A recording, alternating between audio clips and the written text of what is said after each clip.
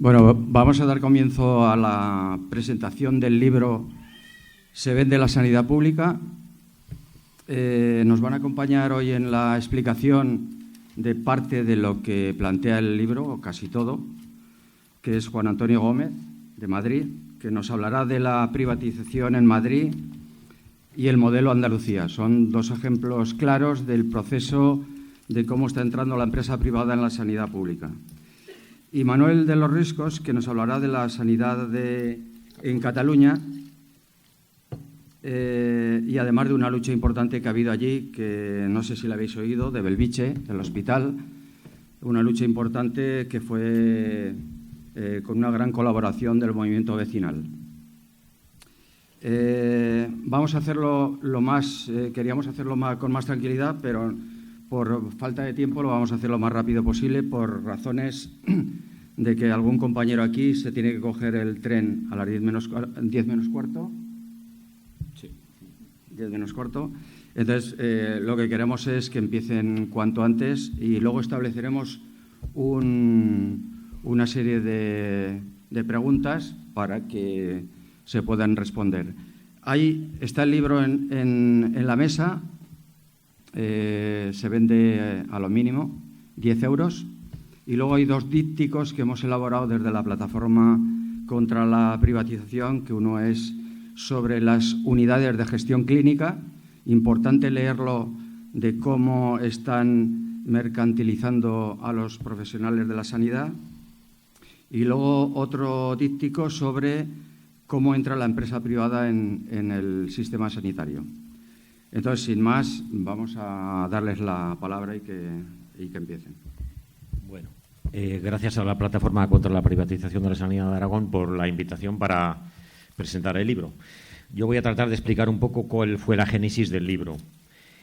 Bueno, este libro es una continuación de otro libro que hicimos en el 2009, explicando cuál fue el proceso de privatización de la sanidad en Cataluña, en el País Valenciano y en Madrid entre el 2004 y el 2009. Este libro lo sacó en su época Traficantes de Sueños y, bueno, pues tratamos de explicar lo que había ocurrido en aquella época hasta el 2009 y lo que había ocurrido en Gran Bretaña. Hay dos artículos de Alison Pollock y John Lister, porque el modelo británico es el que luego han ido aplicando aquí en el resto del Estado español. Entonces, con este segundo libro lo que pretendíamos era recoger lo que había ocurrido en el Estado español y fuera de aquí entre el 2010 y el 2016, porque han pasado cosas, el surgimiento de las mareas y una serie de cosas que pasaron cuando ya el proceso de privatización llevaba 8 o 9 años funcionando, ¿no? Entonces, bueno, es un libro colectivo en el que han participado compañeros de Grecia, de Francia, del Estado español, y hemos tratado de explicar un poco el tema. Vamos a ver, yo creo que hay que contextualizar. Tenemos que darnos cuenta de que vivimos en un espacio que es el espacio europeo, donde hay pues 500 millones de personas que tenemos derecho a una sanidad de tipo universal. Bueno, hasta el 2012, que el Partido Popular mete el Real Decreto 2012 y que de alguna forma deja fuera de la asistencia a las personas inmigrantes irregulares y tal, estábamos viviendo en un sistema que tenía una atención universal para todas las personas. Eso no es lo normal. Hay 6.500 millones de personas en el planeta que no tienen derecho a asistencia sanitaria. ¿Por qué ocurre eso aquí? Bueno, pues eso es lo que quería contextualizar. Los sistemas sanitarios de ámbito universal tienen muy poco tiempo de funcionamiento, prácticamente medio siglo. Surgen en Europa a partir de la Segunda Guerra Mundial. El primero es el británico, en el año 48. Bueno, había habido uno antes, que era el de Nueva Zelanda, que se crea en 1938, pero en Europa el primer país que crea un sistema para atender a toda la población es el británico, ¿no? ¿Esto por qué fue así? ¿Cayó del cielo? Pues no, entendemos que hay una serie de razones históricas. Se salía de la Segunda Guerra Mundial con varios millones de heridos de guerra y de amputados que había que atender. Había habido experiencias a principios de siglo en varios lugares del ámbito europeo y también en el Estado español, en Euskadi, Cataluña, Galicia, donde, ante la falta de asistencia sanitaria por parte de las administraciones, los gremios obreros habían creado sociedades de socorros mutuos, que eran sociedades que pusieron en marcha pequeñas estructuras de asistencia sanitaria en Cataluña en 1910, 1915. Y eso era algo que el Estado nunca vio con buenos ojos. No quiso que se desarrollase ni que el sector obrero pudiera, de alguna forma, coordinar un sistema de asistencia sanitaria controlados por ellos. había también peligro de contagio de los países del este, porque queramos o no, con la Revolución Rusa en el 17, bueno, luego dio lugar a lo que dio lugar, al capitalismo de Estado, pero había un sistema sanitario de tipo curativo que atendía a los trabajadores, con lo cual había posibilidades a la salida de la Segunda Guerra Mundial de contagio de los obreros de Occidente al saber que en países de Europa del Este pues que había algún sistema de tal. Pero la principal razón que hace que exista un sistema sanitario de base universal en Europa es una. Y es que éramos la centralidad de la producción en aquel momento y el capitalismo necesitaba obreros sanos, ¿vale? ¿Y por qué se están desmontando los sistemas sanitarios en toda Europa ahora? Pues porque ya no somos necesarios. O sea, ya el capitalismo no necesita mantener sistemas universales en toda Europa y lo que está haciendo es lo mismo exactamente desde todos los sitios, desde Rusia a Portugal. O sea, lo que hacen es deteriorar los sistemas, forzar a parte de la gente que se cree que es de clase media a hacer un seguro privado. Os doy el dato de Madrid. En el 2004, antes de empezar el proceso de privatización, Madrid solamente tenía un 12% de seguros sanitarios privados y en este momento, en el 2017, según los últimos datos, el 33% de los madrileños y madrileñas tienen un seguro de sanidad privado. Después va Cataluña con un 29%. Entonces, lo que hacen es deteriorar, forzar a parte de la población a que se haga un seguro privado con el deterioro de la pública y luego también pasar las partes rentables de la sanidad pública a manos privadas. No van a desmontar todo, o sea, van a desmontar parte, vamos caminando hacia un sistema de beneficencia, como el que conocieron nuestros abuelos o nuestros padres, y siempre van a tener una cierta cobertura, porque hay ciertas enfermedades que no entienden de clases sociales, o sea, todo lo que es el tema infectocontagioso, las vacunas, todo eso lo van a seguir ofertando, porque ellos necesitan controlar determinadas patologías. Pero vamos caminando hacia un espacio, un tipo de sistema sanitario en el cual van a ir sacando de la cartera de servicios determinadas prestaciones que posiblemente tendremos que empezar a pagar. Daros cuenta que ahora mismo un tratamiento oncológico no baja de 80.000 euros. Entonces, hay determinadas cosas que más tarde o más temprano las van a sacar. Entonces, eso es lo que explica por qué ahora ya el capitalismo no necesita mantener en Europa un sistema sanitario y lo está desmantelando. Tenemos contactos con compañeros de Moscú y en Moscú de 80.000 camas hospitalarias para 12 millones de habitantes van a cerrar el 30%. Si miras lo que ha ocurrido en la Europa del Este, han desmantelado los sistemas en Bulgaria, en Rumanía, el sistema italiano lleva 20 años en proceso de privatización, en Francia hay un capítulo que lo cuentan. O sea, es una cosa de toda Europa, no es un tema del Estado español, es en toda Europa donde están desmantelando el sistema, ¿no? Bueno, en el libro hemos tratado de recoger experiencias de lucha, no solamente experiencias negativas, porque siempre que se lucha se consiguen cosas, ¿no? Entonces, bueno, hay un artículo sobre Francia. El modelo francés es diferente del Estado español.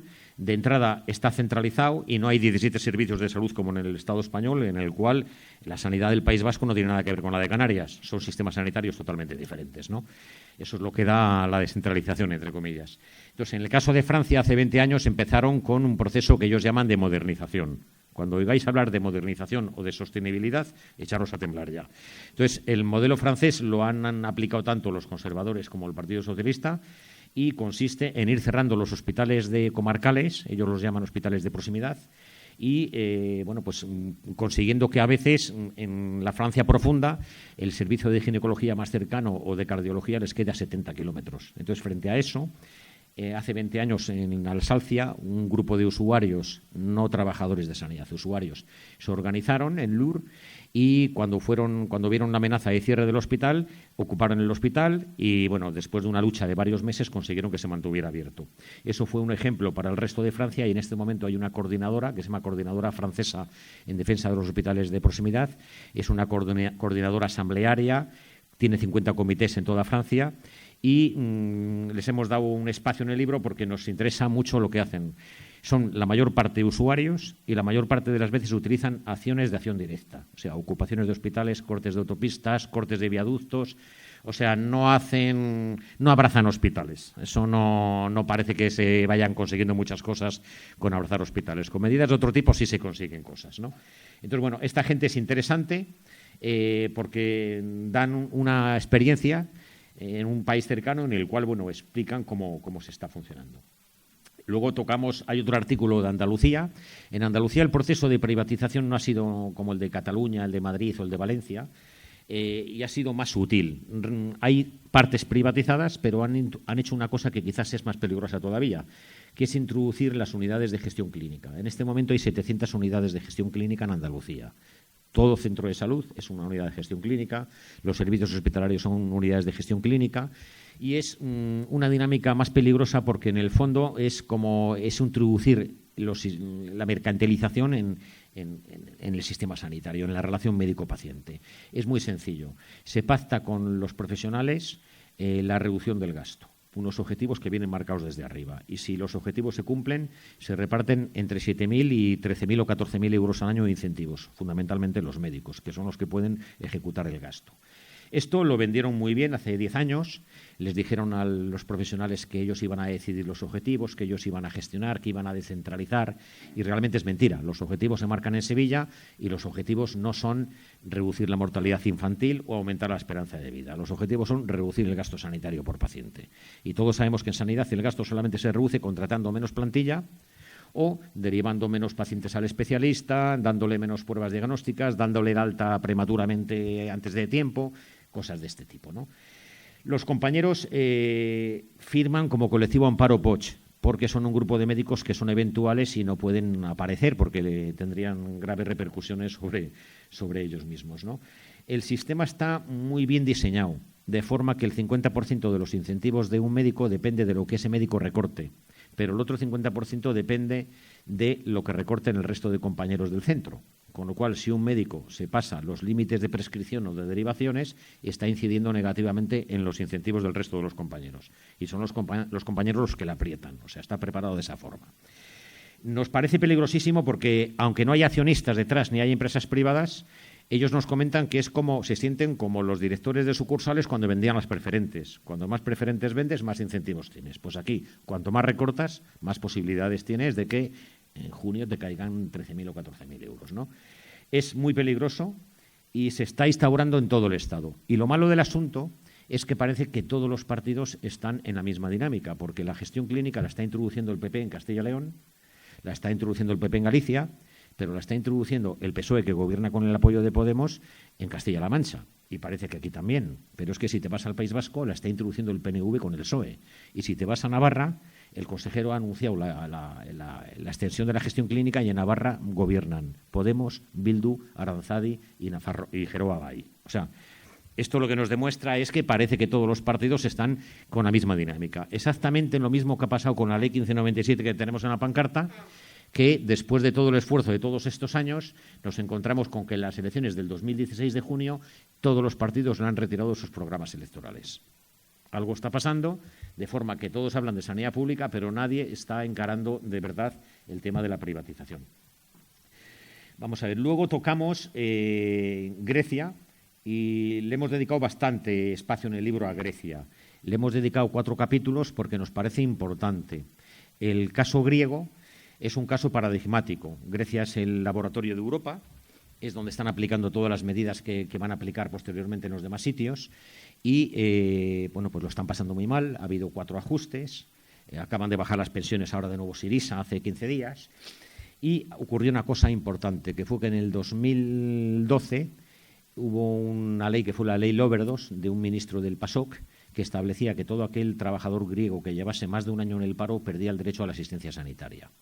Entonces, eso creó una bolsa de griegos, 2,8 millones de habitantes, que no tenían derecho a la asistencia sanitaria integral. Tenían derecho a ir a la urgencia del hospital si estaban muy malitos, pero un diabético perdía la posibilidad de ser atendido en el centro de salud y de recibir la insulina, por poneros un ejemplo. ¿Qué ocurrió frente a esto? Pues frente a esto surgió una corriente de solidaridad, como muchas que está habiendo en Grecia, y la gente tomó en sus manos la situación. La gente se organizó con profesionales de los centros y comenzaron a ocupar espacios que el Estado griego había abandonado o que estaban desocupados. Y en este momento hay entre 40 y 50 consultorios sociales autogestionados de salud.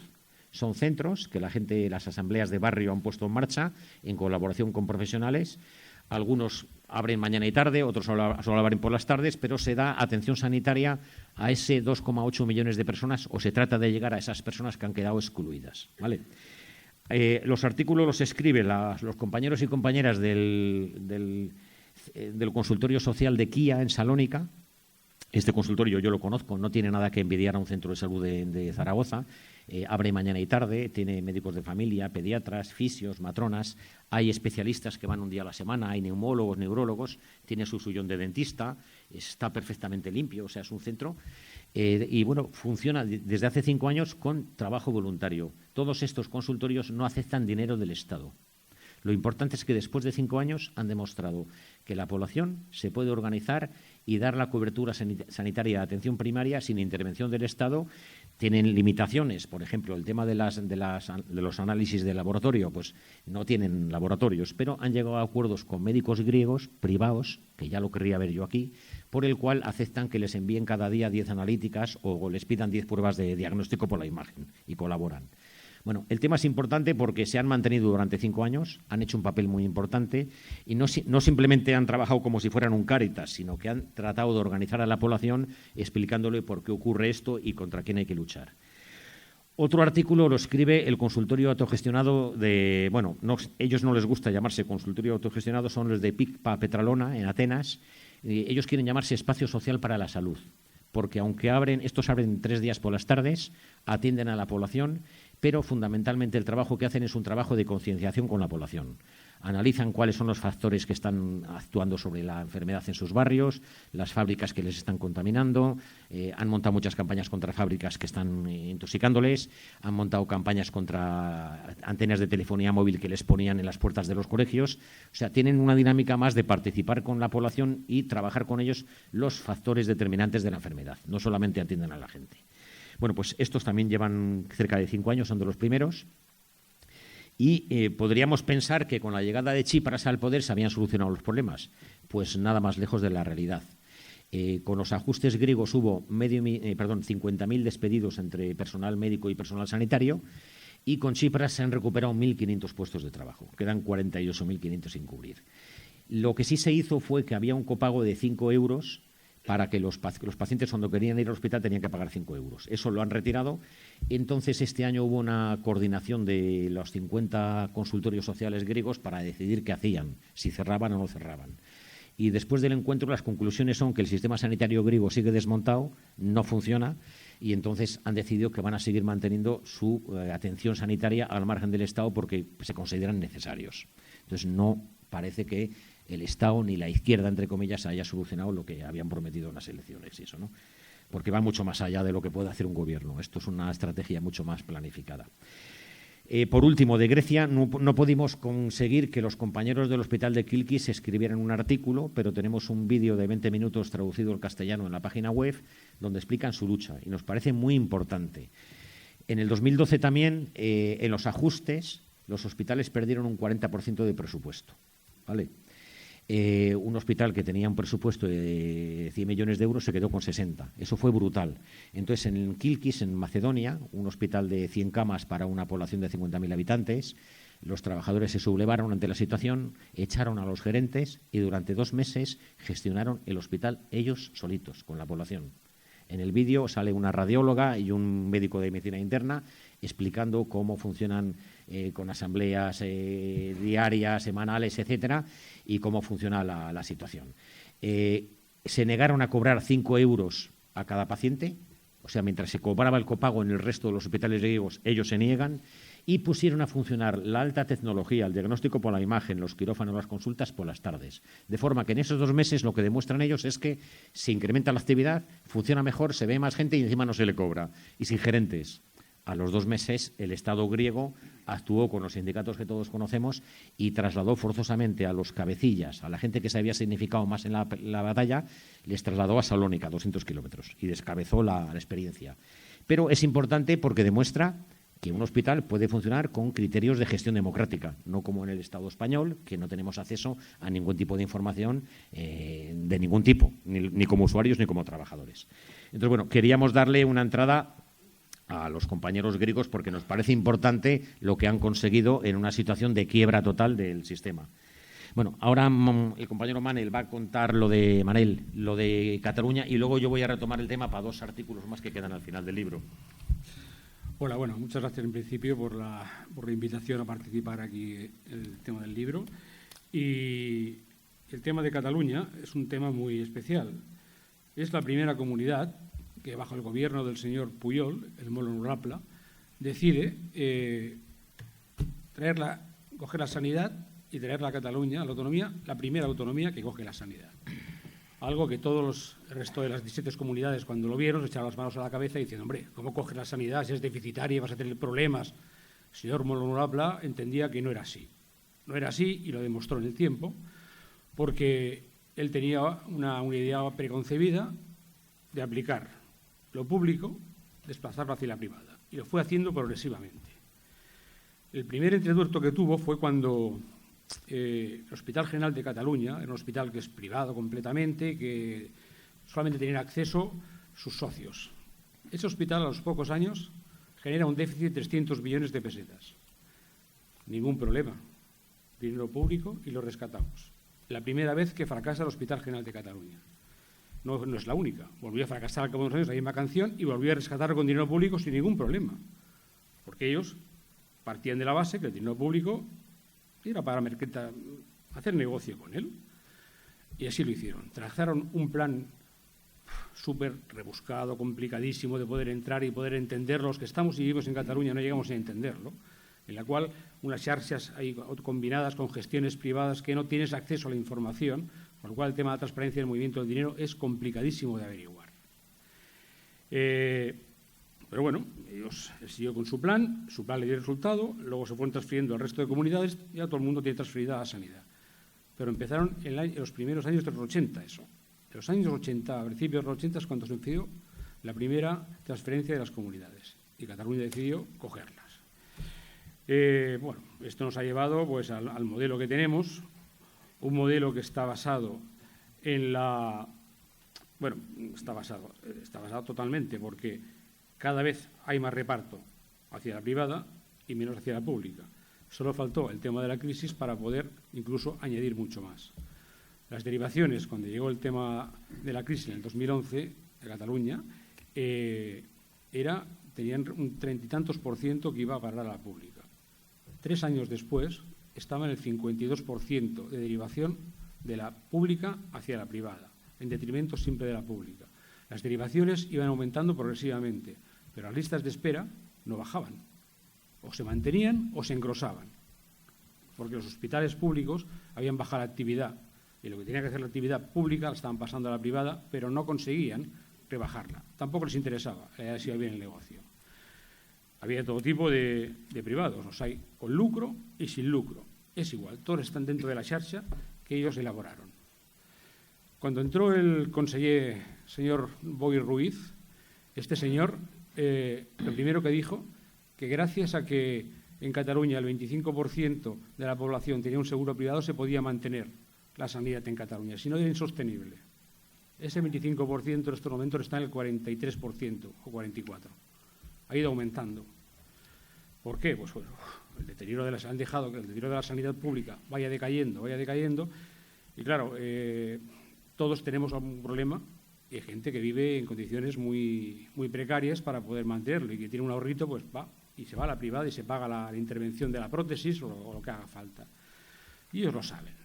Entonces, están llegando a unos extremos que es que la población los está resintiendo muchísimo. El señor Boi Ruiz se marchó dejándonos como un rosario y entró el señor Comín.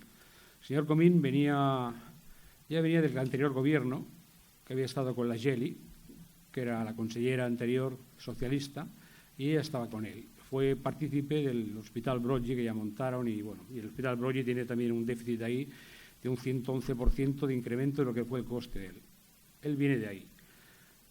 De socialista se pasa a Esquerra Republicana y de Esquerra Republicana lo nombran como el conseller.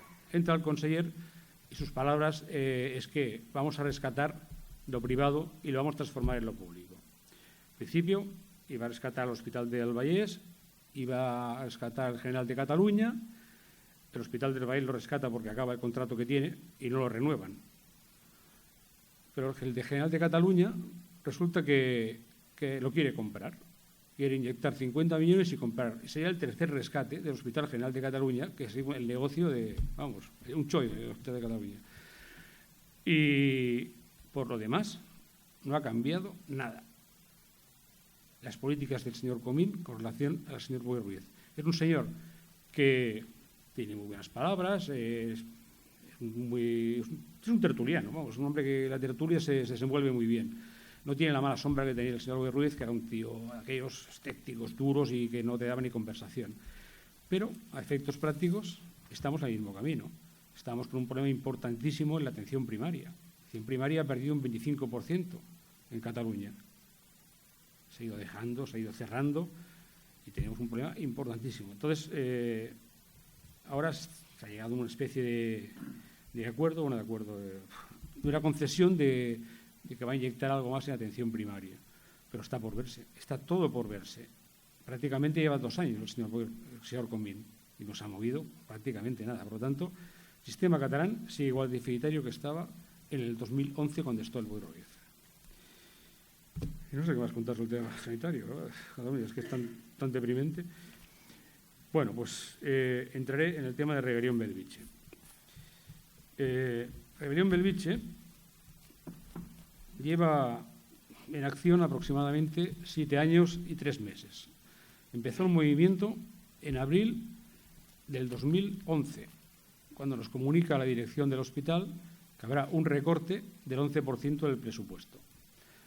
Entonces, claro, ¿cómo afectará eso, ese recorte? Pues afectará en contratación 500 personas menos, cierres de plantas, cierres de quirófanos, cierres de quirófano de urgencia por la noche, donde habían 2, solo dejan 1. Y estamos hablando de un hospital de nivel 3 que da un servicio a una población de aproximadamente 2 millones de personas, desde las tierras de Tortosa hasta el Baix Llobregat. Cualquier patología, determinadas patologías que se den ahí, tienen que ir a parar al hospital de Belviche. Si cierran quirófanos por la noche y dejan solo un quirófano de urgencias, cuando llegue la primera urgencia está interviniendo, pero cuando llegue la segunda, se ha de esperar a que finalice la primera. Por lo tanto, el riesgo ya está aumentando ahí. Eso para empezar. Cuando esto se sigue avanzando, deciden también cerrar una UCI. Una UCI, que teníamos 4, representa el 25% menos de camas de UCI en el hospital de Belviche, también cerrado por el tema este. Entonces, bueno, decidimos movilizarnos.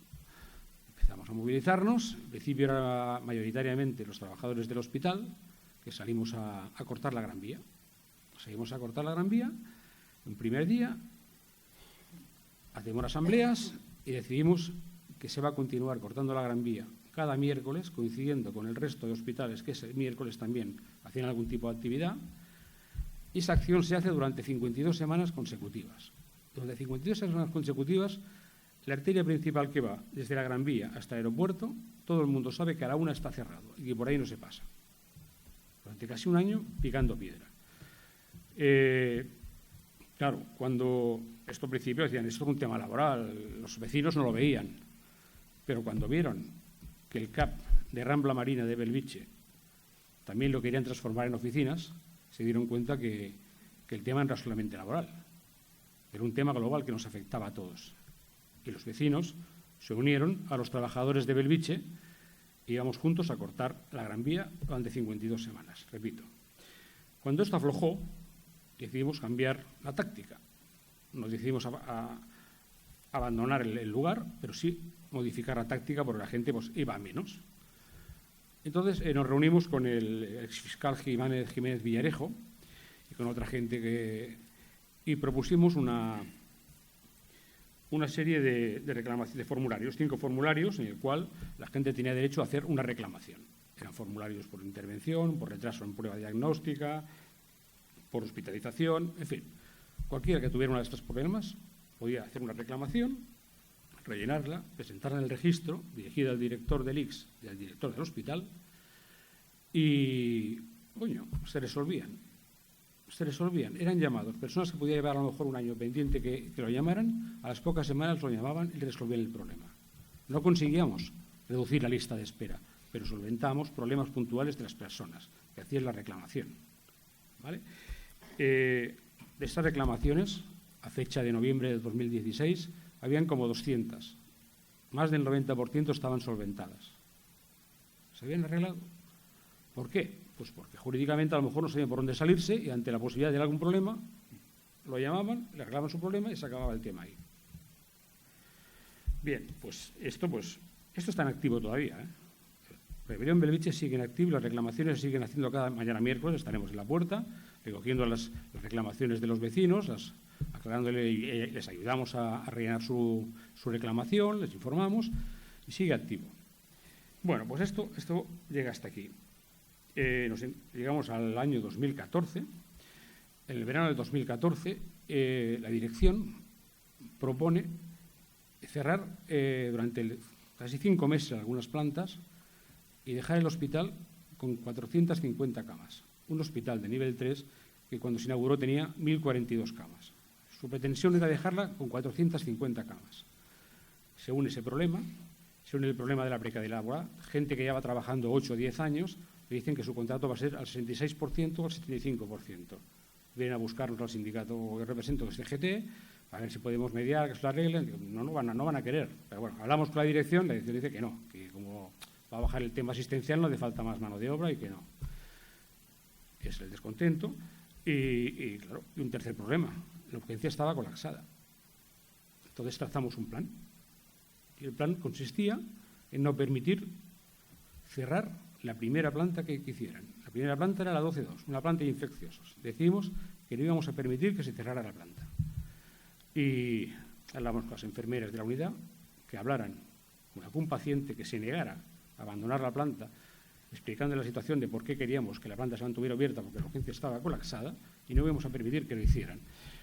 Y efectivamente, uno de los pacientes dijo que de ahí no se movía. Y cuando llegó el momento de cerrar la planta, que era el puente de San Juan, era el viernes y era todo el puente de San Juan. El viernes por la tarde subimos para arriba y decimos que la planta no se cierra. Entonces, claro, cuando la dirección ve esto, se vuelven locos, no saben qué hacer. Porque, claro, a mí me podría haber sancionado un expediente disciplinario. ¿Pero qué le haces al paciente que te dice que no se va a mover? Que no me muevo, porque esta es mi planta de especialidad y que no me quiero mover, que tengo mis derechos y no me quiero mover. Se desmontan los esquemas. Pero este es el primero. Pero luego surge un segundo, un tercero, y hasta 13 pacientes dicen que no se van a mover. Y bloqueas el cierre de las plantas. Los dejas totalmente descolocados, no saben por dónde salirse. Y claro, luego el tiempo pasa y pacientes se dan de alta.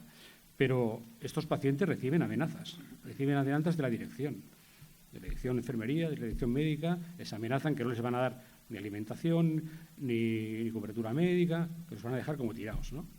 Claro, cuando oímos esto y la persona sale y te lo explica, decimos, la siguiente vez que te entren a hablar, diré que le vas a grabar la conversación. Y cuando la grabemos, la vamos a retratar.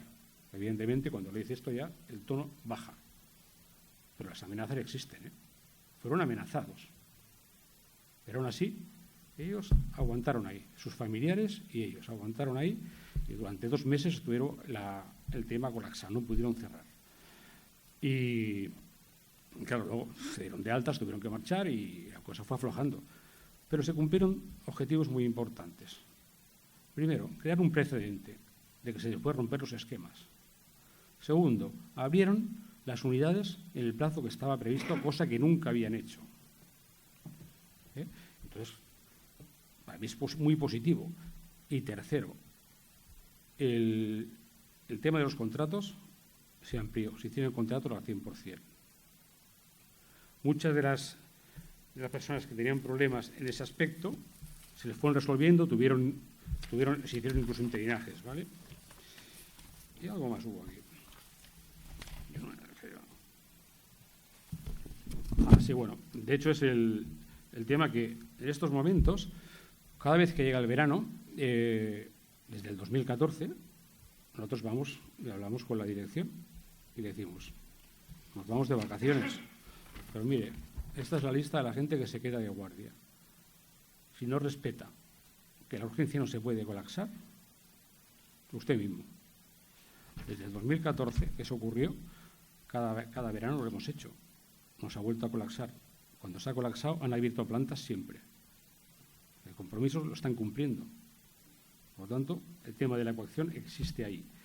Se ha conseguido eso Y se ha conseguido, no es que seamos el Rebelión Belviche de 1000 personas, podemos ser 50 o 60 personas cada miércoles ahí, pero sí, estamos cada miércoles ahí, y lo saben que estamos ahí. Y temen que pueda pasar lo de 2014. Y como lo temen, nosotros jugamos con esa ambigüedad. La ambigüedad es buena, hay que saber jugarla. Y ellos la temen. Y luego no solo esto, sino que Rebelión Belviche no se ha quedado solamente aquí. Llevamos más de un año yendo a los ambulatorios. Los ambulatorios, en Hospitalet existen como 12 ambulatorios en Hospitalet, y cada jueves, por la mañana, se va a uno de los ambulatorios y se hace una ocupación informativa, que decimos nosotros. La ocupación informativa consiste en informar a los pacientes que están esperando que tienen unos derechos, que desde la Consellería te dicen que no más de 48 horas para tu médico de familia. Y si te supera esto, patapam, reclamación. No más de 48 horas. Y también informamos a los trabajadores que se muevan un poquito, que tienen que moverse porque no solamente lo van a solventar los vecinos. Ahora hace unos meses apareció Rebelión Primaria, que se han adherido determinados profesionales y parece que se está moviendo un poco el tema. Tienen que moverse mucho más, han perdido un 25%. Y ese 25% lo están resintiendo tanto ellos como los usuarios. El profesional porque le están cargando sus cartillas, gente que es jubilada, desamortizada, y derivan los pacientes a sus médicos de al lado, y claro, eso conlleva retrasos para el usuario y sobrecarga para el profesional. Bueno, básicamente es esto. Bueno, el libro tiene otro artículo, que es el primero, que habla un poco de salud, que tiene muy poco que ver con la sanidad. Lógicamente, todos provenimos de luchas defensivas porque están desmontando el sistema y entonces pues, hemos intentado defendernos. No estamos llevando la iniciativa nosotros. Desgraciadamente funcionamos a la defensiva. Y sabemos que hay que defender los sistemas estatales de salud, que no son públicos, porque un sistema sería público cuando tuviéramos acceso como asociación de vecinos o como profesionales a conocer los datos internos de gasto económico, de los indicadores de calidad, y todo eso en el Estado español no hay acceso a ello. O sea, los sistemas estatales, mal llamados públicos, son mejores que los privados y lo tenemos claro. ¿Por qué? Porque cuando un centro cae en manos privadas con accionistas que tienen que repartirse pasta a fin de año, lo que nos dicen los metaanálisis realizados en otros países es que la mortalidad se incrementa un 2% en adultos, un 8% en pacientes crónicos y un 9,5% en recién nacidos. Entonces, bueno, sabemos que los privados son peores que los estatales, pero tampoco los estatales son la bicoca, porque si no, no estaríamos peleando para que funcionaran, ¿no? Y queríamos, eso quiero dejarlo claro, pero queríamos hablar del tema de la salud, que lo tenemos un poco abandonado en todas estas luchas. Y es que desde el año 74 que se hizo el informe Lalonde, pues se sabe de qué se muere la gente en los países occidentales. Este fue un viceministro canadiense que encargó un informe, y el informe Lalonde lo que nos viene a decir al final es que en Canadá, en el año 74, el sistema sanitario consumía el 90% del gasto que había para sanidad, pero solamente reducía la mortalidad un 11%. Y la mortalidad se estaba produciendo en un 43% debido a los estilos de vida y en un 19% debido al medio ambiente. O sea, casi el 63-62% de la mortalidad estaba vinculado a factores que no tenían nada que ver con los hospitales ni con las batas blancas, ¿no? La otra parte era la genética. Bueno, esto ha ido peor. En el año 79 Estados Unidos ya emite un informe, la Oficina Federal de Salud, donde reconoce que el 50% de la mortalidad de Estados Unidos está vinculada a los estilos de vida. A mí no me gusta mucho hablar de estilos de vida porque estilos de vida es como si tú decidieras libremente que fumas o que eres obeso. Y los estilos de vida, mal llamados así, están vinculados a la clase social. Yo creo que son más bien condiciones de vida. O sea, los determinantes son condiciones de vida y afectan más a la población excluida y a las clases trabajadoras, que tienen una mortalidad superior, una esperanza de vida inferior, etcétera, etcétera. Pero bueno, dejémoslo ahí. En el año 2000, la Unión Europea ya reconoce en otro informe que 3/4 partes de las muertes de Europa son la suma de la contaminación, o sea, del medio ambiente, aumentando cada vez más, y de los estilos de vida. ¿Por qué? Pues porque hemos liberado 100.000 sustancias tóxicas químicas al medio ambiente en las últimas décadas y nadie sabe cómo están actuando. Y es muy difícil establecer una relación causa-efecto y en eso se apoyan ellos para no meter manos en el asunto. O sea, de hecho hay pocas sustancias que estén catalogadas como cancerígenas, hay muy poquitas, ¿no? Bueno, a partir del 74 empiezan cosas nuevas. llevábamos 30 años, recordar, de sistemas de salud que comenzó con el británico, y ya en los años 70 hay una serie de teóricos que empiezan a decir que los sistemas sanitarios occidentales han perdido el objetivo y la finalidad para la que fueron creados. Recogemos aportaciones de Ivan Illich, que escribió un libro fundamental que se llama Némesis Médica, que debería de ser dado en todas las facultades de medicina o de enfermería y que nunca lo dan en ninguna, ¿no? Illich hace una crítica bastante contundente al sistema sanitario y, bueno, hay cosas que son innegables. Una de las cosas que dice Illich es que nunca van a dejar realizarse una auténtica medicina preventiva, porque si se dedica dinero a hacer medicina preventiva, se dejan de producir enfermos y eso va contra los intereses económicos del sistema, ¿no? También nos dice una cosa muy importante, que con la puesta en marcha de sistemas de alta tecnología, al final la población lo que está perdiendo es autonomía. Yo trabajo en un servicio de urgencias y no os quiero contar lo que veo. O sea, la gente viene porque su hijo lleva hora y media de proceso febril o porque le han salido unos granitos en primavera.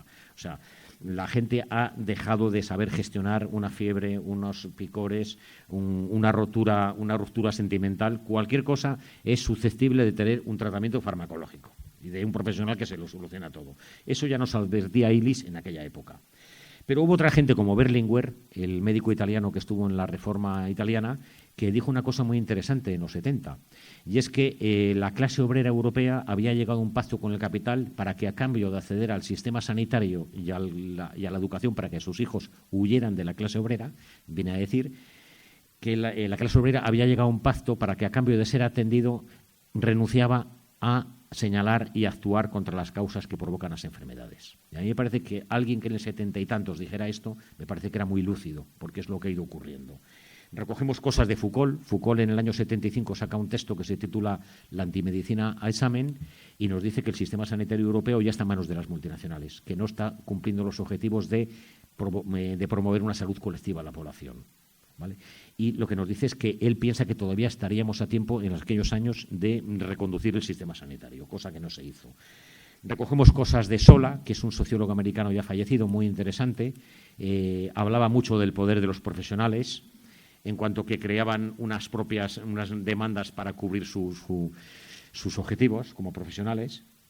Y ponía un ejemplo de cómo se funcionaba en el sistema sanitario. Decía, yo estoy al lado de un río, yo oigo una persona que pide auxilio, me acerco y es una persona que se está ahogando. Entonces me tiro al río, nado, llego hasta él, le recojo, le llevo nadando hasta la orilla, le saco, le doy la respiración artificial y la persona vuelve a respirar y se recupera. Pero en ese momento oigo otra persona que pide auxilio. Me vuelvo a tirar el río, vuelvo a nadar y me encuentro otra persona ahogándose, la vuelvo a sacar. Y me tiro toda la tarde sacando personas del río que se están ahogando. El problema, dice Sola, es que no tengo tiempo para subir arriba del río para ver quiénes están empujando el río. Entonces, eso es lo que hacemos en el sistema sanitario. Nos dejan actuar sobre la enfermedad, sobre la punta del iceberg, pero no nos dejan actuar de forma preventiva porque no les interesa. Y os voy a repartir una cosa que lo demuestra. Nosotros en el año 96 nos metieron en Madrid, en el sur, la zona de Vallecas, una incineradora de residuos que afecta a 900.000 personas, sus emisiones de dioxinas y de furanos. Pues en aquella época empezamos con un pequeño grupo de médicos a explicar a la población en los centros de salud lo que decía la bibliografía que existía en aquellos momentos sobre la incineración. Y decía que se incrementaban las malformaciones congénitas en recién nacidos, displasias renales, espina bífida, se incrementaban determinados tipos de cánceres y que, bueno, pues que había unas repercusiones importantes para la salud. Bueno, pues la Dirección de Salud de mi área nos prohibió dar esa información a los vecinos porque decía que no era científica. Hoy han pasado 20 años, ya se han creado varios grupos en el Estado de médicos que están trabajando este tema, grupos que están trabajando sobre incineración y salud, y ya tenemos gente que ha revisado los estudios científicos de los últimos 10 años y vienen a confirmar lo que ya sabíamos, pues que se incrementa la mortalidad de determinados tipos de cánceres y que las malformaciones congénitas en recién nacidos son muy importantes, ¿no? Incluso con problemas muy graves de salud y tal. No nos lo dejaron hacer y eso era medicina preventiva, porque eso era prevenir una enfermedad antes de que surgiera, ¿no? Entonces, bueno, os voy a pasar un resumen que hemos hecho de un estudio que ha sacado Carlos III, que depende del Ministerio de Sanidad. Han evaluado la mortalidad alrededor de 129 industrias del Estado español. Han cogido 129, que van desde incineradoras a industrias de reciclajes de aceites o de reciclaje de coches y tal. Y lo que aparece es que el incremento de mortalidad por tumores de diferente tipo son bestiales. Y se sabe las industrias con su código, su número, lo que fabrican, lo que hacen y lo que están haciendo. ¿Alguien ha hecho algo en este caso? Aquí tenemos 129 industrias que están provocando cientos de muertos anualmente y ninguna administración ha tomado cartas en el asunto. Y se conocen. Es que se sabe que es la incineradora de San Adrià del Besós, la de no sé dónde. O sea, se sabe todo eso. Y hoy, sabiéndolo y habiendo evidencia científica y siendo un estudio del propio Ministerio de Sanidad, nadie ha tomado cartas en el asunto, porque eso es colisionar con los intereses de la empresa capitalista. No hay otra solución, ¿no? Entonces, bueno, con eso quería decir que estamos en un mundo complejo, en un sistema sanitario que tenemos que defenderlo, pero que habría que reconducirlo, ha ido desvariando. Estamos de lleno en un proceso de medicalización. Hoy día se medicalizan todos los espacios de la vida, se medicaliza el parto, la menopausia, la vejez, la calvicie, la anorgasmia, o sea, todo susceptible de ser una enfermedad y de recibir un tratamiento farmacológico. ¿Por qué? Porque los médicos dejaron desde 1980 de decidir lo que era enfermedad o no es enfermedad. Eso ya no lo deciden los médicos, lo deciden las multinacionales. Se crean síntomas, se generan alarmas sociales a través de los medios y se cataloga una enfermedad y al poco tiempo aparece un fármaco que esa gente va a tomar de forma crónica de por vida. Se crean enfermedades. O sea, se crean enfermedades de todo tipo. Hace poco recuerdo que venía en el British Medical Journal un artículo de unos neurólogos australianos que descubren una enfermedad que se llama el trastorno de deficiencia motivacional, que consiste en que la persona está tirada en el sofá y no tiene ganas de hacer nada. Bueno, yo soy del norte y eso mi abuelo lo llamaba galvana y no era ninguna enfermedad. Vale, bueno, pues le han buscado un tratamiento farmacológico y un diagnóstico a través de la tomografía axial de positrones. O sea, para todo pueden buscar un diagnóstico y una enfermedad. Se han modificado los rangos, esto tenemos que saberlo, se han modificado los rangos de la hipertensión, de la diabetes, del colesterol de forma artificial, sin que ensayos clínicos demuestren que ha habido una disminución de la mortalidad cardiovascular. ¿Cómo se hace esto? Consenso de expertos, se les lleva a las Bahamas y al final del fin de semana emiten un comunicado diciendo que la Asociación de Endocrinos de Estados Unidos conviene que hay que reducir la cifra de glucemia basal a tal cifra. Cada vez que han modificado las cifras de hipertensión arterial por consenso de expertos, sin ensayos clínicos y sin estudios serios, han entrado 15 o 16 millones de norteamericanos de la noche a la mañana a consumir un fármaco que han decidido las empresas, ¿no? Y eso sin hablar del tema del colesterol, que había que hablar mucho de si es una enfermedad o no es una enfermedad, porque hay reputados cardiólogos europeos que están diciendo que no es una enfermedad y que no hay colesterol bueno ni colesterol malo. Ahí tenéis el documental de la cadena Arte alemana, que lo podéis ver. Ya lo ha sacado la 2 en las horas que hay que sacarlo, que es a las 2 de la mañana, para que no lo vea ni Dios.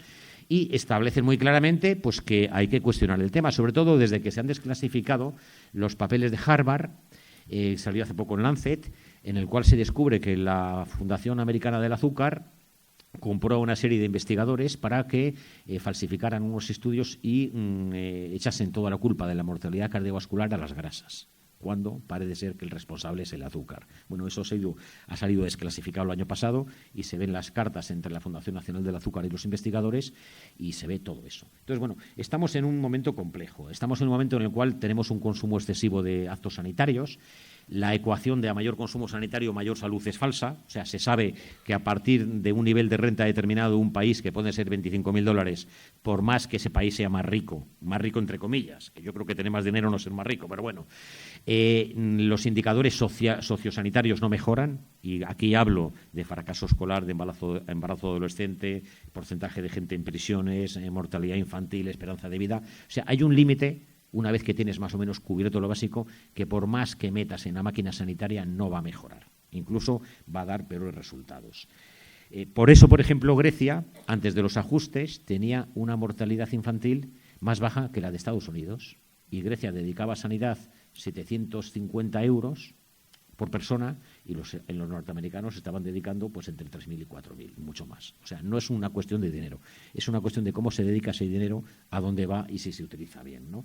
Estamos en un proceso de exceso de tecnología, como nos avisaba Ivan Illich. Hoy día sabemos, por daros un dato, que el tener especialistas es importante, pero llega un momento en que si metes más especialistas no mejoran los resultados. Hoy día se sabe que a partir de 2 dermatólogos por 100.000 habitantes, la tasa de mortalidad por melanoma no varía. Puedes tener 10 dermatólogos por 100.000 habitantes que la tasa de mortalidad por melanoma se mantiene constante. O O sea, hay otras razones que son las que provocan los melanomas que habrá que actuar contra ellas, no meter más recursos personales. Se ha abandonado la prevención, o sea, no se hace absolutamente nada de prevención. Realmente nos cuentan en la universidad que es muy bonito todo esto, pero cuando lo quieres llevar a la práctica colisionas con los intereses económicos. Entonces nunca van a dejar de hacerla por motu propio, todo el tema de la prevención y la promoción de la salud. Han falsificado la información. Están vendiendo a la población el hecho de que la detección precoz es medicina preventiva. Y es falso. Detección precoz es encontrar algo antes. Y medicina preventiva son las acciones que reducen la enfermedad y la mortalidad. Y os voy a poner el caso de las mamografías, que ya están ampliamente cuestionadas. La revisión Cochrane nórdica, que hay 10.000 médicos trabajando en este tema, opinan que en un seguimiento de 10 años a 1.000 mujeres que se le hacen mamografías una vez al año, consigues después de 10 años que en vez de morirse 5 mujeres se mueran 4. Ganas una mujer que no se muere. Pero en ese camino de las 1.000 mujeres has generado entre 40 y 200 falsos positivos, que son mujeres que no tienen cáncer y las dices que tienes cáncer. Y las empiezan a actuar. Y de esas entre 40 y 200, entre 6 y 10 son mastectomizadas. Se les cortan los senos y reciben quimioterapia y radioterapia sin tener un cáncer. Y encima encontramos que hay 40 falsos negativos, que son mujeres que tienen cáncer y la mamografía no lo descubre. El resultado final es que parece, según la evidencia, y podéis ver en la página de la Cochrane nórdica, tiene una parte en castellano donde se ve este estudio, que se ha hecho después de analizar 15 millones de mamografías en los países nórdicos, que no tiene sentido seguir haciendo mamografías indiscriminadas. Ellos recomiendan que se hagan a las mujeres que tienen antecedentes, pero no indiscriminadamente. En Madrid, todos los años, salen 600.000 cartas a 600.000 mujeres de 50 a 69 años para que se hagan una mamografía, ¿vale? En centros privados con dinero público. O sea, es un inmenso negocio. Entonces, ¿qué es lo que ha pasado? Dicen que se ha incrementado la esperanza de vida. Es mentira. Antes se descubría aquí el cáncer de mama y se moría aquí la mujer. Ahora se descubre aquí, se la empieza a tratar y se muere la mujer aquí. ¿Se ha incrementado la supervivencia? No. Se descubre antes, se empieza a tratar antes, pero la gente se sigue muriendo prácticamente igual. O sea, no estamos actuando sobre las causas que provocan la mortalidad por cáncer de mama. Entonces, ese es un tema que ya está ampliamente cuestionado. Países como Suiza han decidido que no más mamografías de forma indiscriminada y las han quitado de su programa. Esto se va a ir extendiendo porque sabemos que en el ámbito sanitario hacemos muchas cosas que están mal hechas y cuando se descubre que un acto clínico es negativo para el paciente o que no aporta ventajas respecto al que sustituyó, hasta que se retiran pasan 10 años. O sea, hay un estudio en British Medical Journal donde analizan 150 actos clínicos que se sabe que son malos o que no aportan ventajas. Y hasta que se dejan de hacer, transcurren 10 años. Lo llaman ellos revocaciones médicas. O sea que, bueno, el tema es muy complejo. ¿Por qué es todo esto? Pues porque hemos ido dejando en manos de las empresas privadas todo el tema sanitario. Y hasta el año 2004, que estalló el escándalo BIOS, que fue 140.000 norteamericanos y norteamericanas muertas por un antiinflamatorio que era maravilloso, pues la clase médica o la clase sanitaria no se quiso dar cuenta de lo que había pasado. Lo que ya nos venían advirtiendo Ivan Illich, Skrabanek, Bernstein, todos estos autores que citamos en el primer capítulo, que estaban diciendo que el sistema sanitario estaba bien, pero siempre que tuviera objetivos de salud colectiva, no de intereses económicos. Entonces, en el año 2004 se descubre el escándalo BIOS y se descubre que el ensayo clínico que decía que el BIOS era maravilloso estaba falsificado. Igual que cuando se revisó el estudio que decía que aquellas mujeres que se hacían mamografías tenían 30% de mortalidad inferior y se descubre que los grupos estaban sesgados y que en el grupo de mamografía se habían metido mujeres que no tenían antecedentes familiares y en el grupo control se habían metido mujeres con antecedentes familiares. O sea, todo esto demuestra, y se dan cuenta en el 2004, que el 85% de los ensayos clínicos están en manos de las industrias. Y las industrias no son hermanitas de la caridad. Son empresas cuyos objetivos son repartir beneficios a fin de año. Su objetivo no es cuidar la salud de la población, son otras cosas. Entonces, hemos ido dejando eso hasta tal punto que autores como Ioannidis han demostrado que un mismo ensayo clínico, si lo hace una empresa privada o si lo hace una universidad pública, si lo hace la universidad privada tiene 5 veces más probabilidades de que los resultados salgan favorables al fármaco que si lo hace la Universidad de Zaragoza. Con lo cual, toda la posible cientificidad de los ensayos clínicos está más que en dudas. De hecho, el artículo más descargado en medicina es de Ioannidis, que es un catedrático de salud pública de Londres, y se titula ¿Por qué el 85% de la investigación clínica no es fiable? Tiene 2,5 millones de descargas en PLOS Medicine. Entonces, bueno, tenemos que dar gracias a que hay una serie de gente dentro del ámbito sanitario, Peter Gotch en Dinamarca, gente de Gran Bretaña, Ionidis, que se han dedicado en los últimos años a hacer revisiones de los ensayos clínicos maravillosos de las multinacionales. Siempre que se ha podido, porque nunca pasan toda la información. Y tanto la FAD americana como la Agencia Europea del Medicamento están en manos de estas industrias. Pero bueno, lo que se descubre es que realmente solamente son reproducibles entre el 10 y el 25% de los ensayos clínicos. Entre un 75 y un 85% de los ensayos clínicos que nos venden maravillosos las multinacionales, cuando los vas a reproducir en un laboratorio, no dan los resultados que nos decían. O sea, eso demuestra que hay sesgos de todo tipo y que deberíamos de recuperar la investigación a manos públicas, que no tuviera intereses económicos, porque podemos luchar por defender el Hospital de Zaragoza, pero nos las pueden estar jugando por otra parte. Es a donde quiero llegar, ¿no? Entonces, bueno, aquí habría dos enseñanzas. Hay que expulsar el lucro de sanidad, y expulsar el lucro de sanidad y vetarlo es no dejar que nos gestionen las empresas privadas los hospitales, pero tampoco que nos diseñen la asistencia sanitaria a todos estos mangantes. Es directamente así, ¿no? Y luego que tenemos que recuperar una visión de la salud colectiva. Y la visión de la salud colectiva es que tenemos que actuar sobre ese 65% de muertes que provoca el medio ambiente y las condiciones de vida. Y eso no lo van a hacer los sanitarios ni las batas blancas. Eso lo va a hacer la población si se organiza con algunos de ellos. Pero eso es una lucha en la calle, no tiene otra salida. O sea, no esperemos a que los sanitarios o los médicos nos solucionen el problema porque están formando parte del engranaje y habrá gente con la que podremos contar, pero la mayoría no. Bueno, ese es el primer artículo que nos parecía importante retomar el tema de la salud y tal, ¿no? Que está muy abandonado porque estamos centrados en el sistema sanitario solo. Y ahora voy a hablar un poco, para acabar, del tema de Madrid, que le hemos dedicado un capítulo, porque nos parecía importante contar lo que no contó nadie. Entonces, el tema de Madrid, lo que os llegó aquí, ¿qué fue? Que se paralizó la privatización, ¿no? Bueno, pues nada más lejos de la realidad. Os cuento. Vamos también a contextualizar. El proceso de privatización en España, bueno, el proceso de montar el sistema sanitario se hace en el 86 con la Ley General de Sanidad. Nos dejaron trabajar 4 o 5 años solo, montando la atención primaria, y ya en el año 91 con el Partido Socialista, con el Felipe González, empezaron a decir que el sistema no se sostenía, que abusábamos, que nos levantábamos por la mañana el lunes y decíamos, bueno, ¿hoy qué hago? No tengo nada que hacer, me voy a hacer una resonancia magnética. Como si dependiera de nosotros, ¿no? Entonces, bueno, empiezan con la cantinela de la insostenibilidad del sistema, ¿no? Y encargan, el Felipe González, un informe a un señor que era Fernando Abril Martorell, era fascista, porque hay fotografías con la mano así, era director del Banco Central Hispano y era dueño de cementeras. Y le encargan un informe sobre la viabilidad del sistema sanitario.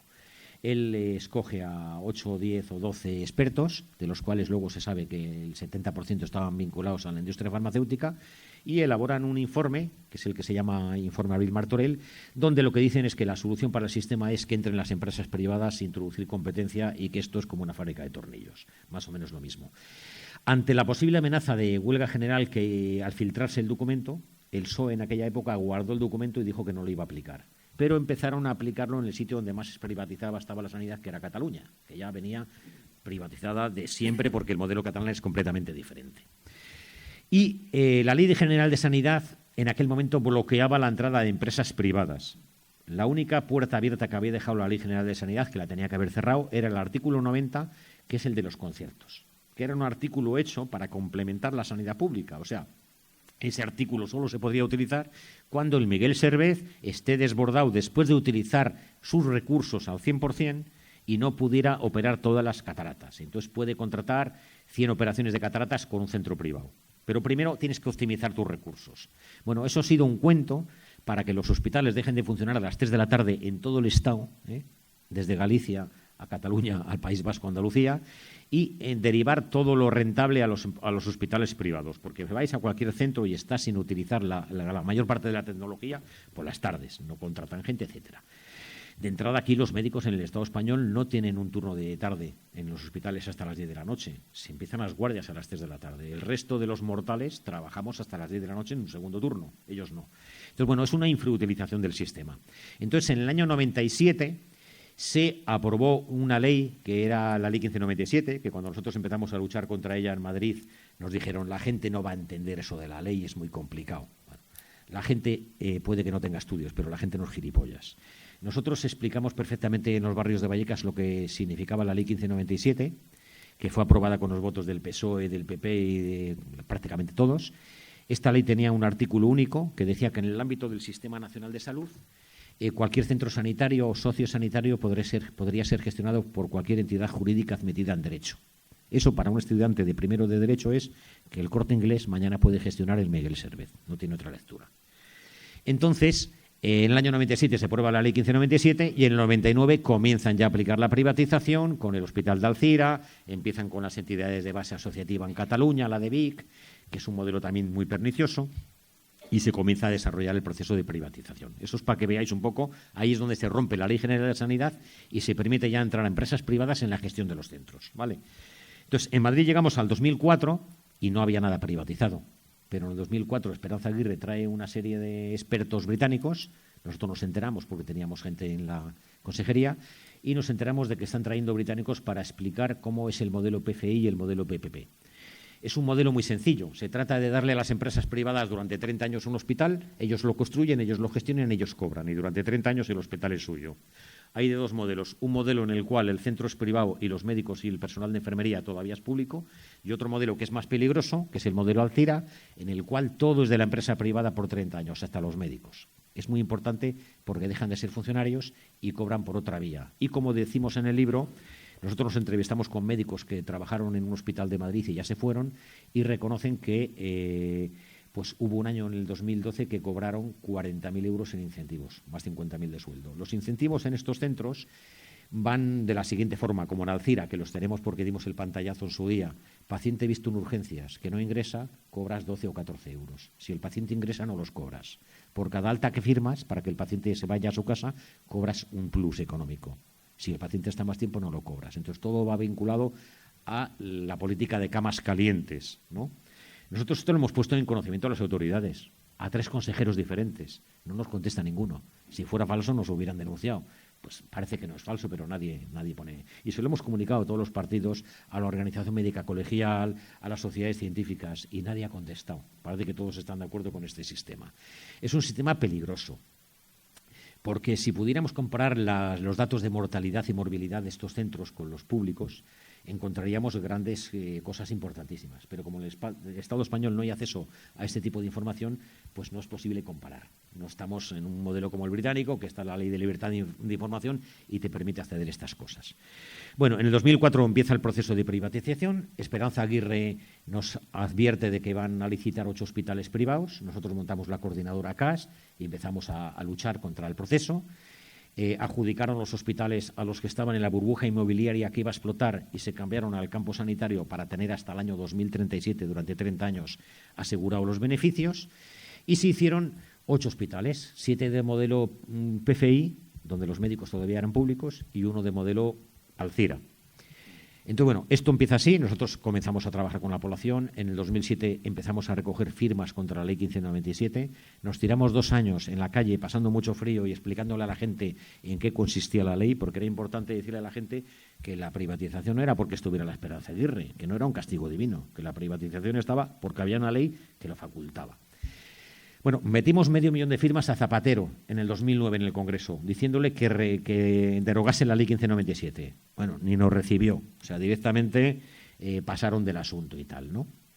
En el 2008 licitaron 4 hospitales de modelo Alzira en Madrid, Torrejón, Villalba, que son estos más peligrosos. Y nos dimos cuenta de que en 5 años nos habían metido 12 hospitales privados, un macrolaboratorio para 1 millón de personas después de cerrar 5 laboratorios públicos. Nos habían quitado las citas. Antes las citas de los pacientes las daba nuestro personal. Ahora no, ahora las da Indra.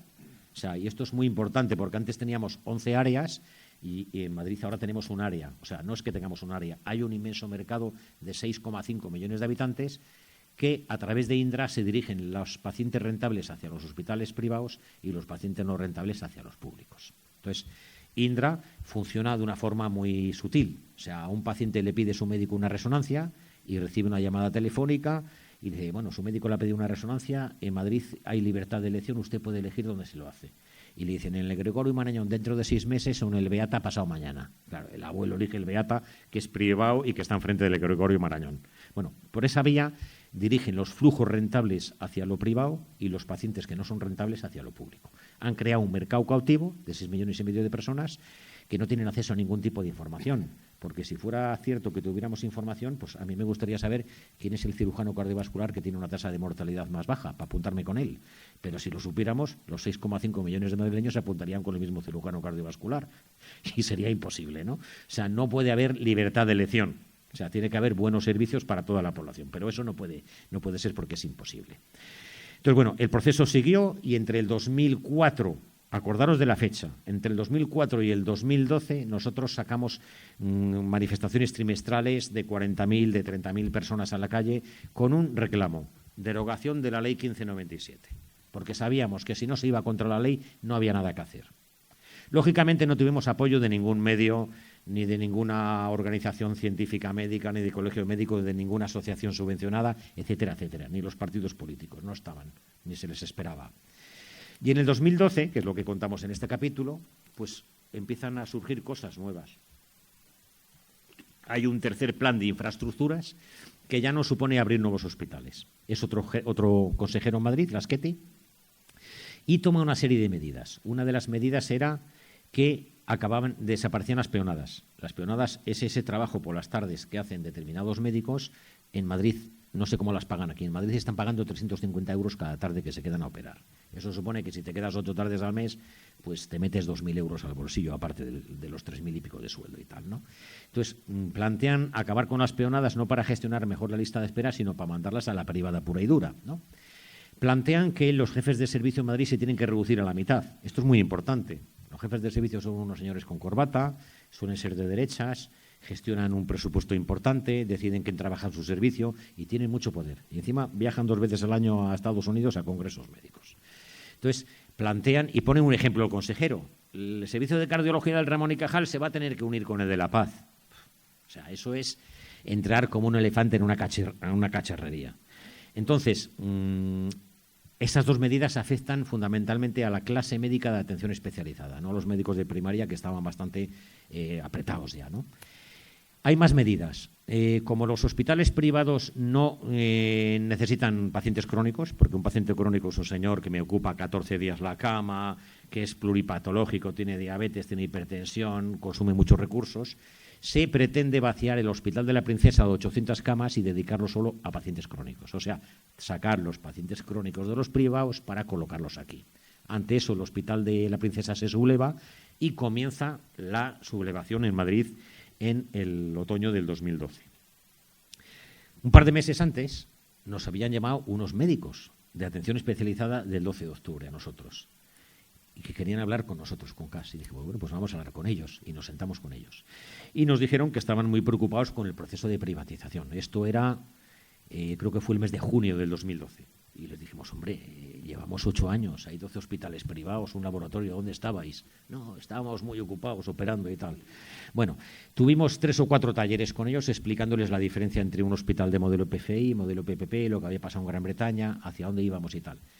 Esta gente dijo que estaba muy disgustada con el sindicato médico. Los sindicatos médicos son de la derecha extrema, más o menos, ya lo sabéis. Y durante todo este proceso de privatización no habían dicho nada, ¿no? Y dijeron que iban a crear un sindicato nuevo que se llama AFEN, Asociación de Facultativos Especialistas de Madrid. Les dijimos que para adelante y tal, y bien. Nos llaman otro día y nos dicen que quieren proponernos una cosa, y es que ellos tienen decidido convocar una huelga en Madrid indefinida contra las medidas que se habían tomado. Las medidas que se habían tomado, estamos en el 2012, ya han llegado los recortes de Zapatero, se han recortado 300 euros al mes a los médicos de hospital, se han quitado las peonadas, hay un malestar creciente, no tanto por la privatización, sino por las condiciones laborales, que hace que esta gente comience a estallar. Y nos plantean que nosotros convoquemos la huelga junto con ellos para las categorías que ellos no pueden convocar, que es de enfermería para abajo. Yo soy de un sindicato pequeñito no subvencionado. Y les dijimos que, bueno, que nosotros estábamos dispuestos a alquilar el Cine Palafox en Madrid, que tiene 1000 butacas, y si de acuerdo con los sindicatos minoritarios de Madrid la plantilla pedía la huelga, nosotros convocábamos la huelga junto con ellos, pero que queríamos un acuerdo delante de notario de que no desconvocaban la huelga a cambio de un acuerdo médico. Nos pidieron 1 hora para debatirlo, está aquí, y a la hora salieron diciendo que no nos lo podían firmar. Entonces ya empezamos a tomar nota de por dónde iban los tiros, pero seguimos trabajando con ellos porque la situación estaba caliente en Madrid y tal, ¿no? Nos invitaron a la asamblea en el Colegio de Médicos donde decidieron la huelga. Estábamos en primera fila, había 600 médicos en el anfiteatro del Colegio de Médicos de Madrid, todos con sus batas impolutas, y bueno, pues estaba el ambiente caliente y ya estaba decidido a lanzarse la huelga. Esto era ya noviembre, creo. Nos dijeron una cosa antes de entrar: no vamos a pedir la derogación de la 1597 porque pedir la derogación de la 1597 es dividir. Nosotros queremos unir a todo el mundo contra el Partido Popular, queremos que estemos todos juntos, el PSOE, comisiones, UGT, el Colegio de Médicos, el Colegio de Enfermeras, todos juntos, de la mano, y vamos a elegir un lema que es: la sanidad no se vende, se defiende. Y les dijimos, pero coño, si la sanidad está vendida, está hasta el año 2037 en manos de ellos y en otro caso hasta el 2040, no podéis decir eso. No, no, queremos ser transversales, ciudadanistas, queremos unir a todos. Entonces ahí se impuso la política del discurso fácil de las mareas, que es muy bonito porque rima, la sanidad no se vende, se defiende, ¿no? Pero rima, pero nada más, porque no tienes un objetivo concreto. O sea, si no hay un objetivo concreto es complicado torcerle la mano a nadie. O sea, es una reclamación que la firma la vecina del quinto, tu abuela y quien sea, pero que no pone en cuestión absolutamente nada. Bueno, pues en esa asamblea, que lo contamos aquí en el capítulo, hay una intervención especial de un cirujano del 12 de octubre de reconocido prestigio que trabaja por la mañana en el 12 de octubre y por la tarde, como no, en la Quirón. Y este señor hace una intervención y dice: compañeros, hay que ir a la huelga indefinida porque si no nos convierten en obreros. Entonces, bueno, los aplausos oyen en la Puerta del Sol, 600 médicos aplaudiendo. Hubo 2 médicos de CAS que se levantaron y se marcharon avergonzados. Yo me quedé con otros compañeros a ver si alguien cogía el micrófono y le decía: oye, empieza a ponerme el nombre del médico, que ser obrero no es malo. Nadie le llamó la atención. El problema era que nos convertían en obreros. Entonces ahí ya se fueron aclarando más las cosas. Tiene lugar la huelga tiene lugar en el mes de diciembre, hacen huelga 3 semanas. Todo esto no lo contó El País, ni la COPE, ni la SER, son cosas diferentes, ¿no? Entonces, en esa huelga dura 3 semanas, la hacen de lunes a jueves para que no les descuenten viernes, sábado y domingo, y lógicamente no se consiguen los objetivos. No se consiguen los objetivos porque es complicado. O sea, tenemos que entender que los servicios públicos, cuando hacemos una huelga, generamos 5.000 personas para la lista de espera o dejamos sin dar clase a los niños. Pero el capitalismo hoy día es transporte. Y la columna vertebral del capitalismo es el transporte. Tú puedes hacer daño al capitalismo si paras los aviones, los trenes, las refinerías de petróleo, etcétera. Pero en servicios públicos lo tenemos complicado, tenemos que pensar qué hacer. Bueno, no se consigue nada con la huelga. Sí hay unas manifestaciones masivas, la mayor parte de gente con bata blanca, y yo empiezo a encontrar en la cabecera de las pancartas que ponía la sanidad no se vende, se defiende, a mi jefe de servicio de la paz, que era de Fuerza Nueva y luego se pasó al PP, junto con gente trotskista que ahora está en un partido de los de la Nova Ola. Y hay un mare magnum transversal de tíos del PP que están mosqueados con el PP, con gente que de extrema izquierda, y todos, la sanidad no se vende, se defiende, pero nada de la ley ni nada de hablar que había pasado los 8 años anteriores. Entonces, llega un momento que las movilizaciones es muy difícil de mantenerlas, y en el mes de febrero ya se acaban las movilizaciones, realmente empiezan a ser muy pequeñas. Y hay un momento en el cual la Consejería dice que retira el plan si se hace un ajuste, porque la Consejería dice que las medidas que está tomando es para recortar 533 millones de euros. En Madrid gastábamos 7.000 millones de euros y la Consejería decía que había que ahorrar 533. Bueno, la Mesa Sectorial de Sanidad, que son comisiones, UGT, el Sindicato Médico, el de Enfermería, presenta un plan para recortar 511 millones de euros.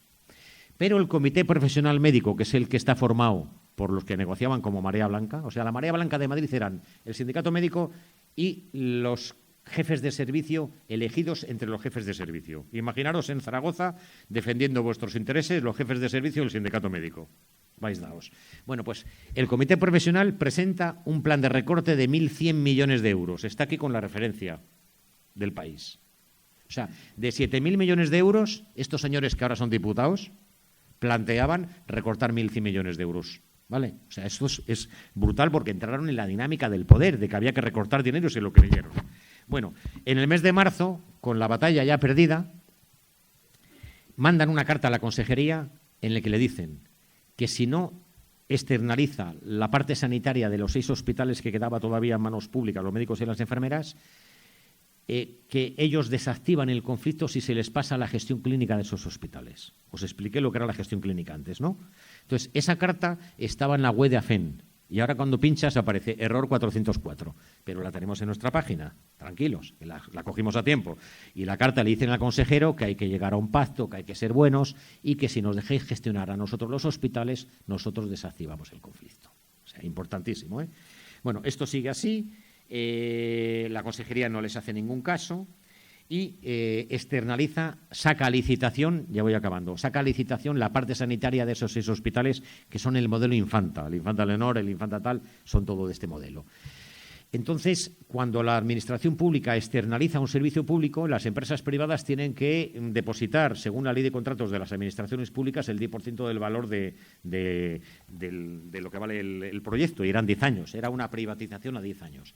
Las empresas tenían que depositar un aval de 280 millones de euros. Pues cuando faltaban 5 días para acabar la licitación, el Nacho González, el que está en la trena, pero que estará poco tiempo, supongo, modifica el Boletín Oficial de la Comunidad de Madrid y establece con una corrección de errores que solamente las empresas tendrán que poner el 10% del primer año, 28 millones de euros.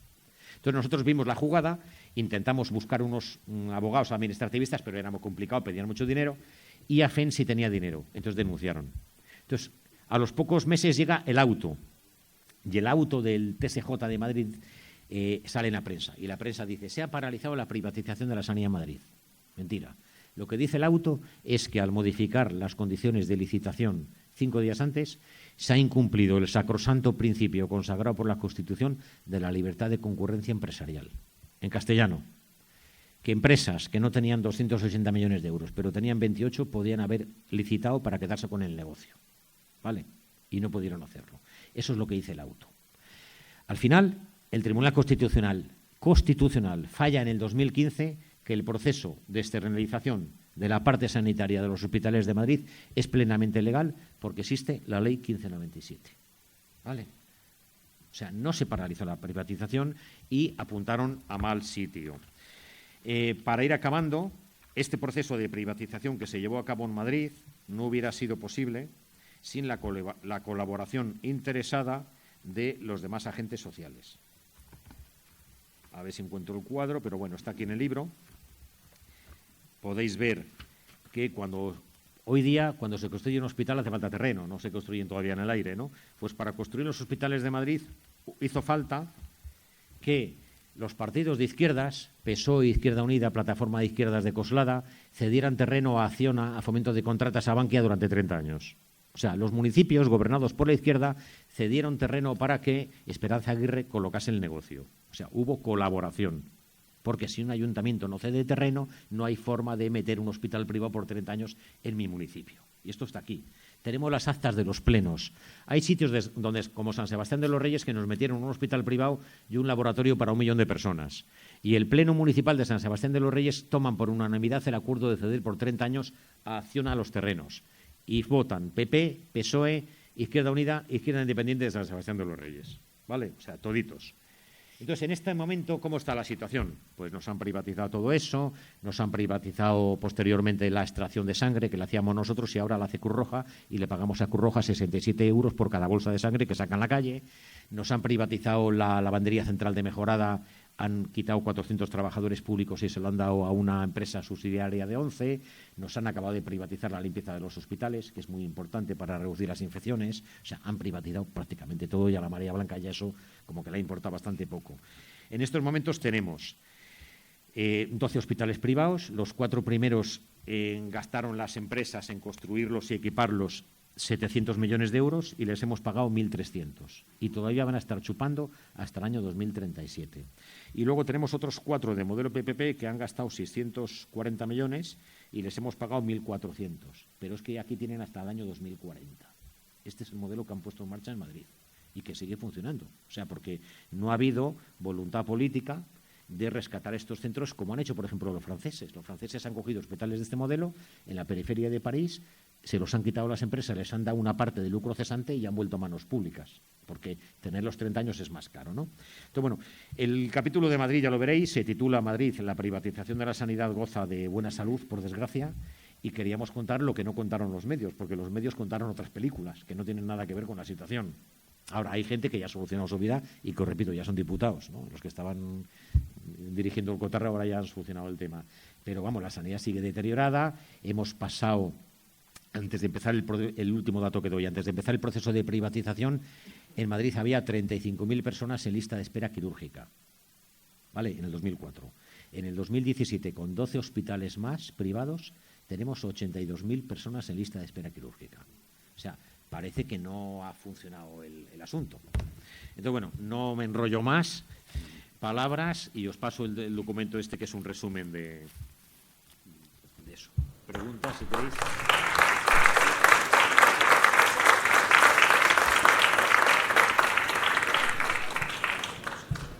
Yo quiero aclarar una cosa que antes se me ha olvidado deciros. Es que en el 2015 el gobierno de Junts pel Sí, con el señor Boi Ruiz a la cabeza, hace la instrucción 815 de CatSalut. Esta instrucción quiere decir que permitirá en los hospitales públicos hacer actividad privada hasta en un 49%, ¿vale? Hasta un 49%. Esa instrucción se paraliza para que sea tratada en el Pleno del Parlamento. Pero ahora, en el 2017, aparece una directiva europea que recomienda que se haga esa actividad privada. Por lo tanto, la Generalitat se quiere acoger a eso. Recomienda, no obliga. Y ellos, acogiéndose a esa directiva, van a entrar otra vez al trapo sobre esto. Eso quiere decir que un hospital, como el Hospital de Belviche, pues por la mañana hará actividad pública y toda la tarde se podría acceder a actividad privada del médico que quiera en unos quirófanos de última generación fantásticos. Ellos simplemente ponen sus manos y se llenan el bolsillo.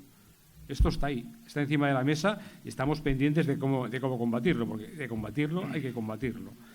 Y una cosa que quiero resaltar también aquí, que en este libro hay un puñado de ejemplos de cómo se consiguen paralizar situaciones negativas, situaciones abusivas, y que en la lucha, en la calle, se consiguen resultados muy positivos. Nuestro trabajo, nuestro campo es la calle. Cuando jugamos en los despachos estamos jugando en campo contrario y tenemos casi siempre las de perder. Bueno, no queríamos hacer una presentación de un libro al uso, sino que queríamos que hubiera un turno de palabras. Vamos a intentar, por los límites de tiempo, que no se conviertan en una nueva charla de los que intervenís.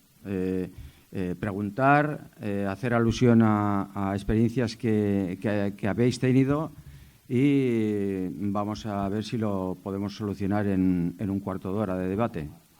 ¿Poco más? Venga. ¿Hasta qué hora lo podemos? Hasta las 9:15. Hasta las 9:15.